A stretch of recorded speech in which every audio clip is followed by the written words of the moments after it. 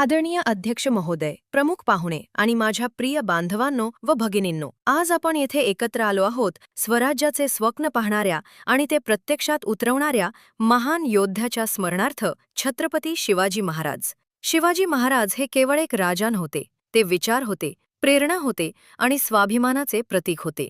जेव्हा देश गुलामगिरीच्या अंधारात होता, तेव्हा एका तरुणाने घोषणा केली, स्वराज्य हा माझा जन्मसिद्ध हक्क आहे आणि तो मी मिळवणारच. महाराजांनी आपल्याला शिकवले की शत्रू कितीही बलवान असला तरी धैर्य, बुद्धी आणि योग्य नियोजन याने त्याला हरवता येते. नेतृत्व म्हणजे केवळ सत्ता नव्हे, तर जनतेची सेवा आणि संरक्षण होय. खरा राजा तोच जो धर्म, नीतिमत्ता आणि न्याय यावर राज्य करतो. महाराजांनी स्त्रियांचा सन्मान केला, शेतकऱ्यांचे रक्षण केले आणि सामान्य माणसालाच आपल्या सामर्थ्याची जाणीव करून दिली. आजच्या तरुणांनी शिवाजी महाराजांकडून काय शिकावे?